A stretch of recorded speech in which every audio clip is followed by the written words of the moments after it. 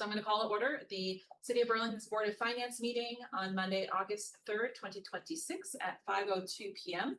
There we go. Good job, Catherine. I'll just roll this way a little bit. And our first item is the agenda. Is there a motion on the agenda? Adopt the agenda. Thank you, Councilor Barlow. Is there a second? Second by Councilor Carpenter. Any discussion on the motion before we vote? Seeing none, all in favor indicate by saying aye. Aye. Any opposed, nay. Motion carries unanimously. Thank you. Our next item is our public forum for the Board of Finance, and it's the practice of the board to first go to members of the public in the room and then online. So first, is anyone here to address the Board of Finance in person? Thank you for the signal there. Okay. Seeing no one in the room, we will go online. And is anyone online? Our former City Councilor Sharon Busher is online. Sharon, just give us a moment, and the floor is yours. Hi, good afternoon. I guess it's sort of a stormy afternoon outside. And I had sent some questions to Megan Moyer and to Catherine regarding the item on the water resource, drinking water, personnel reorg. And I got my questions answered. But I just wanted to comment on the fact that that packet was very complete, very thorough. And as somebody who follows this and looks for all the information in the packet, because I'm not on the council anymore, obviously, it's really important. And for anyone else who might be following these things. So I just want to thank Megan and her team for the very complete proposal. My question had to do with the savings that was proposed and there was a section under budget impact that talked about a position that was a grade 15 step 1, and it showed that salary at $61,977 for a savings of $8,316. Why am I telling you this? Because before this proposal moved forward, everyone was at the first tier or the first level, and they were getting paid $70,000. And for me, it wasn't clear completely if that savings would be realized. I'm sure probably all of you got it, but my understanding is that people enter in at that step, at that lower grade 15, and then it takes them a while to, if they ever do get certified, but to get to that first tier. But sometimes during that first interim time, they are asked to function at a different level with either some supervision or not. And if they are asked to function at a different level, they are paid at that higher salary. But for the most part, for that first year or so, that is a real savings of $8,000. So that all came together thanks to Megan reaching out and answering my questions. And I just wanted to share that with all of you in case any of you had tumbled to that and had that question. I didn't do a good job in answering. Megan would do a much better job if you ask her, but thank you again. Thank you, Sharon. Is there anyone else online who would like to address Board of Finance? We saw it in person. Okay. And with that, I will close public forum and we will move on to our next item, which is our consent agenda. Is there a motion on the consent agenda? Move to adopt the consent agenda and take the actions indicated. Moved by Councilor Barlow. Is there a second? Seconded by Councilor Carpenter. Any discussion on the consent agenda before we vote? Seeing none. All in favor indicate by saying aye. Aye. Any opposed, nay? Motion carries unanimously. Thank you. On to our first deliberative agenda item, which is with our CEDO department and specifically our Community Justice Center. Just plugged in, Rachel. Are you ready to go? Item 4.1 is the CEDO Community Justice Center reclassification of one position from grade 14 to grade 15. And welcome, Rachel Jolly. Yeah, hi. This is a position that has existed for almost 2 years. It started as a replacement for a basic admin since that time, we've really grown and our needs have changed in the administrative realm as well as the data realm.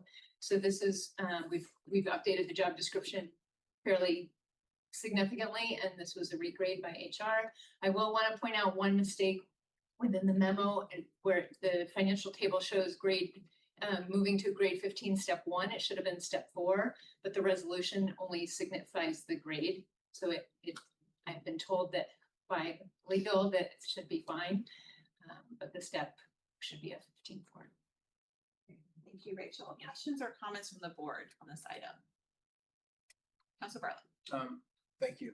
I'm supportive. In terms of the correction to the memo, is it just the grade, but The grade is fine, the step is the different, But so the amount of increase is different? slightly. I mean, I think it probably amounts to maybe a little over 1,000 per year. They did, again, the percentages of the grants that's correct, and so the grants will cover it in the same. We have no issue with covering it. With fiscal year 27. Councilor Carpenter. Just my modest editorial comment that I hope we can try to catch these things during the budget, so you don't have to build your own. Thank you. Any other comments or questions? Okay, is there a motion on this item? I would so move as it's written into the clerk. Thank you, Councilor Carpenter. Is there a second? Oh, second. Seconded by Councilor Barlow. Any further discussion before we call the question? Seeing, Ben, are you just ready to vote? Sorry. Oh. I'm like on it with the making sure you sometimes there's a delay. Okay, so I'm gonna call the question. All in favor of the motion indicate by saying aye. Aye. Any opposed, nay. Motion carries unanimously. Thank you, Rachel. Moving right along to item 4.2, which is the downtown garage capital repair contract approval with Division of Parking and Traffic, which is under our Department of Public Works. Chapin and Jackie and Tony, I think. When we turns their cameras on, I'm assuming it's here and ready. Who would like to take it away? Great. I will turn it over to Division Director Asperity to present. Happy to answer questions. Hi, so we are looking for approval of $339,262 plus a $50,000 contingency for some concrete repairs at the College Street Garage and Westlake Garage. The Westlake College Street Garage will be fully funded by the city through our capital repairs GL, and the Westlake repairs will be split with we currently have a fund with about $70,000 that'll pay for the first portion. The remainder will be split between the city and excuse me, the condo association that uses the garage. The work is scheduled. We are concurrent tonight with the city council because the work is scheduled to start later this month, and we're looking to finish up by November 1st because it is weather dependent work. We've already let our hotel partners know of the possible changes, but we shouldn't lose more than 30 spots at any one time. So the garage will remain open to the public, and I think that's it. Any questions? Thank you, Jackie. Anything to add, other members of the team? Great. Okay, so questions or comments from members of the board on this item?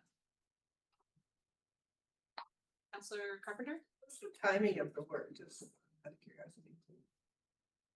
What's the timing of the work? Timing of the work. So it'll begin this month at some point. I don't have an exact date. We'll finalize that once we get approval. And I expect it to take probably around 6 weeks.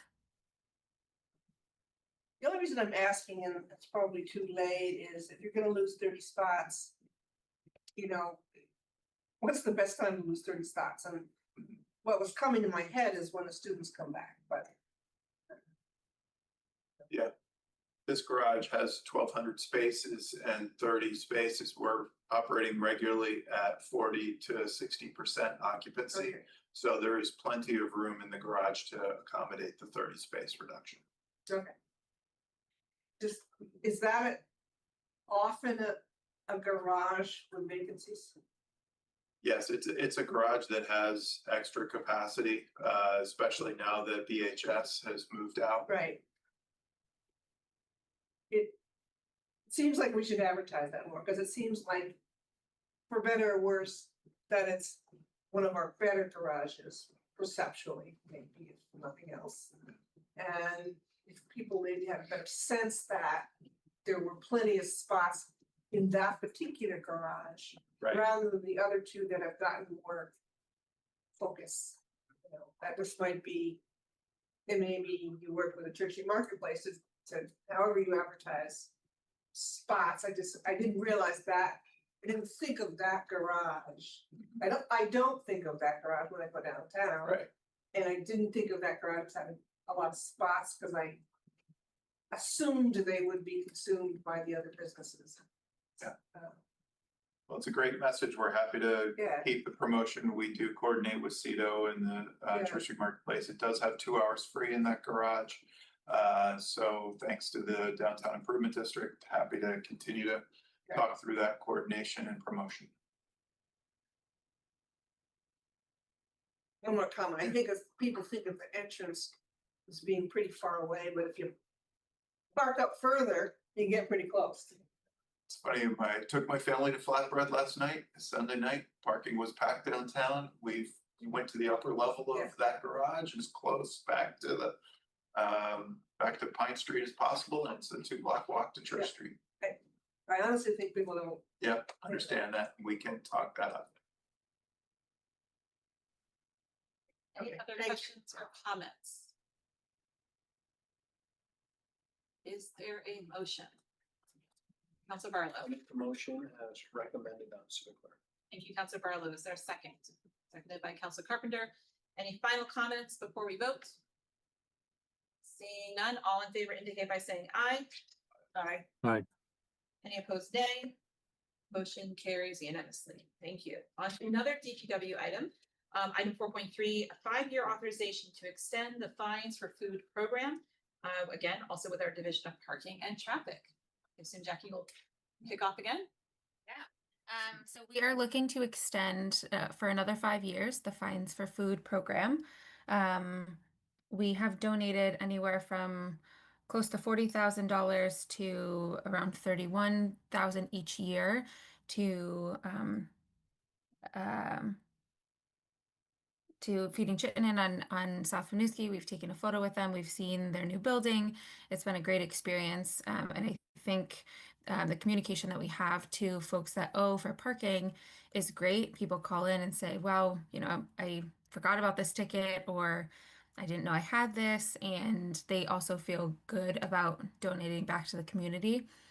So we've seen an increase in tickets paid during this 30-day period each year. Thank you, Jackie. Questions or comments from the board? Council Barlow. Yes, I support this tonight, but I think it'd be helpful if you could just talk a little bit about what happens. Like, it's almost like, but not for this program, we might not collect these fines. If you add up the amounts in the memo over the 5 years, it's over $173,000. Right. Of parking fines. So you could also look at it as, well, we may have not collected a large portion of that had we done this promotion. So you just speak a little bit to that, so that people that aren't familiar with this program understand how it works. Yeah, Councilor Barlow, I really appreciate you drawing attention to this. I think one of the key elements is that these are delinquent tickets, not just tickets that are due. And so this program, at least when we've run the calculations each year, has pulled in a number of delinquent ticket payments that by us contributing 50% to the nonprofit, we are receiving more delinquent ticket payments than we would have expected to receive, even just the city portion during this promotion. Thereby, our analysis is that we are not losing revenue at the city, but finding a way to encourage people to do the right thing. And by doing that, sharing a large donation to Feeding Chittenden while maintaining the usual level of monthly receipts of delinquent ticket revenue still to the city. Ultimately, if we didn't have the promotion, maybe we'd get some additional year-end compliance payments. But this really appears to be a win-win, and Feeding Chittenden has become Feeding Champlain Valley lately. So just in terms of confirming that in the memo, it does have Feeding Champlain Valley. It has expanded its mission, but its core business is still in Burlington, and that's why we feel it's a great fit for us for the next 5 years. Thank you. Other questions or comments on this item? Is there a motion? I would, so move is written into the clerk. Thank you, Councilor Carpenter. Is there a second? Second by Councilor Barlow. Thank you. Any further comments before we vote? Seeing none, all in favor indicate by saying aye. Aye. Any opposed, nay? Motion carries unanimously. Thank you. Continuing the good vibes of DPW on to 4.4. It's like DPW night, reclassification and retitling of one of 3 existing right-of-way working foreperson positions to a right-of-way operation lead position. Back to you. Well, no, Jackie's gone, so back to you. Oh, for you. That's right. What's your name? It's Director Shapen Spencer. Thanks with HR Manager Tony Berry here. Lee Perry, the Division Director, is out today, so I am representing this proposal. So you're going to hear about 2 reorganizations today within DPW, one within the Water Resources team, as a former counselor spoke to during public forum, as well as this one here. Both involve former manager position. And as part of the financial constraints in the general fund, and due to, frankly, difficulty in attracting viable candidates for the street maintenance manager position, we were having internal discussions that then continued as part of union negotiations with AFSCME about how to build a strong and sustainable team while meeting the financial needs of the city during this constrained period. And in this street maintenance work group, we have proposed eliminating or freezing the manager position for this fiscal year and reclassifying one of the working 4 people into an operations lead position. It's basically a supercharged working 4-person that would take the day-to-day operations and also some of the kind of help with training of the work group, coordination with other work groups for which we do contracted work. Street maintenance does contracted work for sidewalks, for tech services, and for water resources, some concrete and paving restoration after they do water main and sewer main work. So this is a really important position. It's a largely billable general fund entity. We're basically the city's contractor, and having this operations lead will help us be successful while enabling us to freeze the management position, which will be an approximate savings of around $130,000 a year for the general fund. So while this, it makes me a little nervous, it is important to achieve the city's financial goals and our operational goals at the same time. And this is the best option within the constraints we have. And I'm happy to answer any questions. Tony's here to answer questions as well. Thank you, Jacob. Questions, comments? Councilor Carpenter. I appreciate you said to make it nervous, and I understand the change. I hope going into it that we do this more as a trial, because if it works, it would be better. And I certainly want to see us promote from within. So I like that. And I think if we can tighten up some of our mid-manager spots, that would be all perhaps the better for us. Appreciate that perspective. We share your perspective that we see this as a trial, and when the position becomes vacant at the end, we will absolutely evaluate whether this is the right fit going forward. Thank you, Councilor Carpenter. Other comments or questions on this item? Seeing none, is there a motion? I would move that resolution as written in Civic Clerk. Thank you, Counselor Carpenter. Is there a second? Thank you, Counselor Barlow. Any final comments before we vote? Seeing none, all in favor indicate by saying aye. Aye. Any opposed, nay? Motion carries unanimously. On to DPW again, 4.5. Authorization to execute to the design contract amendment number 1 of the Queen City Park Road Sidepath design contract. We have Public Works Engineer Jack Keller to give a summary. We are so popular. I know, it's like DPW night, but we're excited. So about- popular. Yeah. Well, welcome back. Yeah. Thank you. So tonight we're requesting the approval of amendment number 1 to the Queen City Park Road Sidepath design contract with Hoyle Tanner Associates. The amendment is for $33,681 with an additional $10,000 in contingency for a total authorized amount, a new total authorized amount of $257,926. The need for this amendment comes from updated plans for private development along the project path. They were released just after we submitted preliminary designs in the fall. So this kind of brought up several conflict points that required some additional coordination, revisions to the path alignment, design of some new drive culverts, updated stormwater and grading systems, several added coordination meetings with the developer and their designer, and supplemental stormwater modeling. The work does not change the feasibility of the project. No new funding is required. The 2023 council approval included sufficient budget to carry this through, and the project remains 80% federally funded with a 20% local match.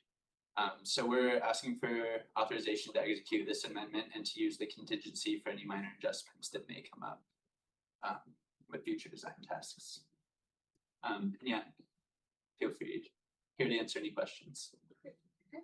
Questions or comments from the board? Counselor Carpenter.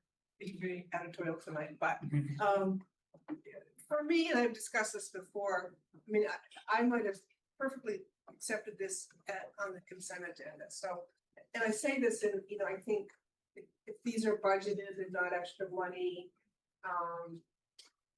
Our agenda is okay tonight, but sometimes it's not, so I just think this kind of level of request perhaps could have been on the consent agenda.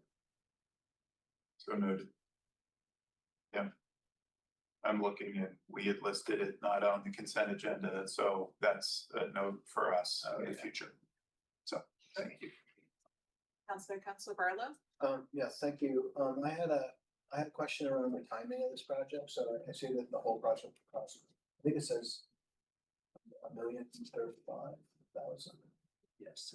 And so it'll be a 20% local match, you said, so a couple $100,000.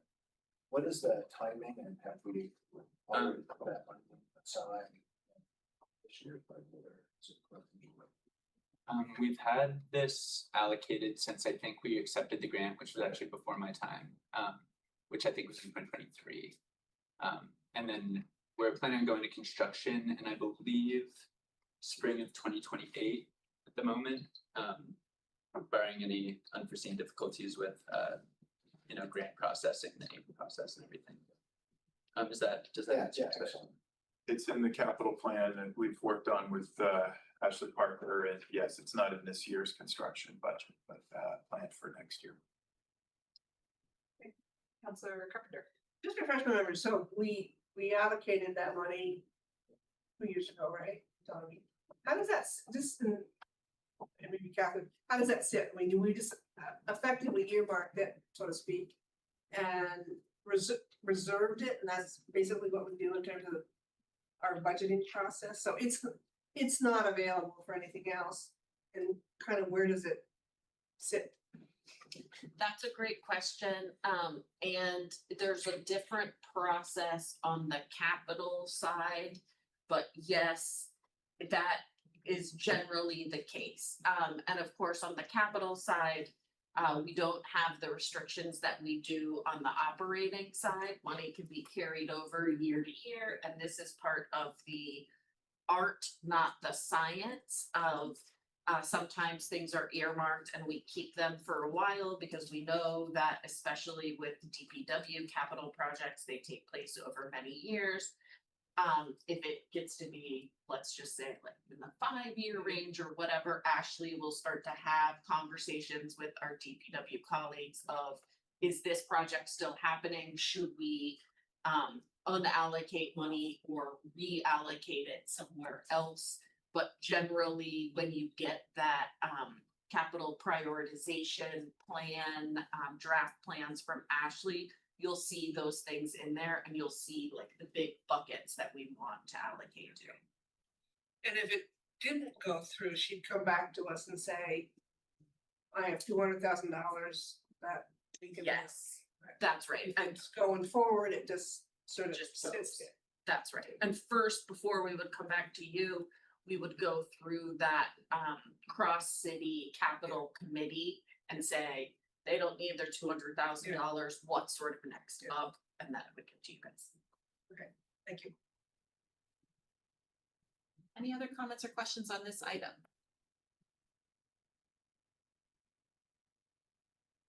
Councilor Barlow. I'll move the recommended action on school. Thank you, Councilor Barlow. Is there a second? Councilor Carpenter, thank you. Any further comments? Final call? Okay, I will call the question then. All in favor of the motion indicate by saying aye. Aye. Any opposed, nay?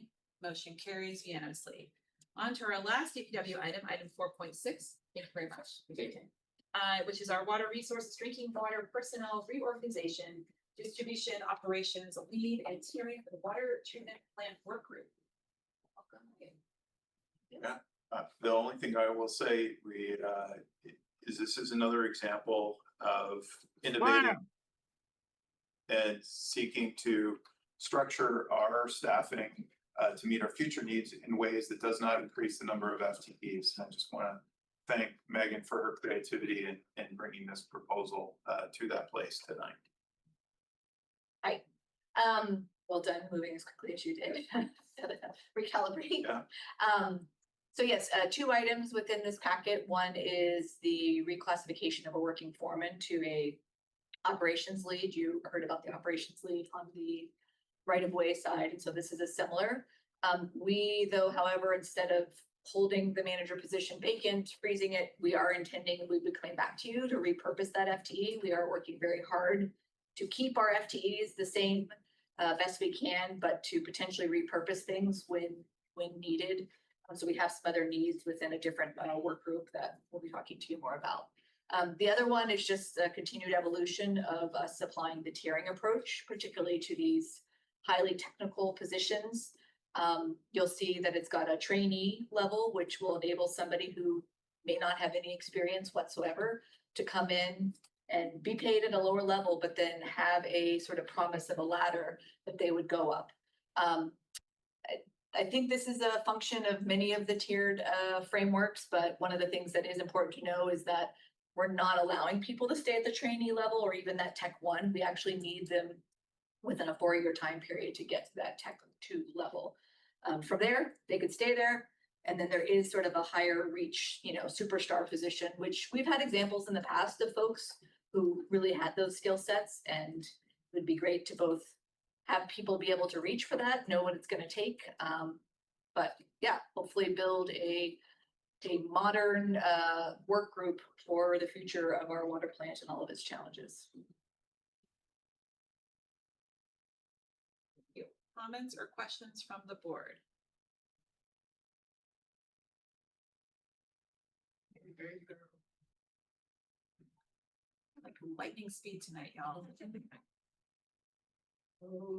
Okay, well, is there a motion on this item? I would so move as supposed to consider. Thank you, Councilor Carpenter. Is there a second?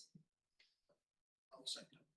Thank you. And there are several steps within the within the motion. So just making that a note for the record since we're not reading it aloud. Any final comments on item 4.6 before we vote? And I will call the question. All in favor indicate by saying aye. Aye. Any opposed, nay? Motion carries unanimously. And with no other business in front of the Board of Finance, I will adjourn the meeting at 5:32 p.m. Thank you very much.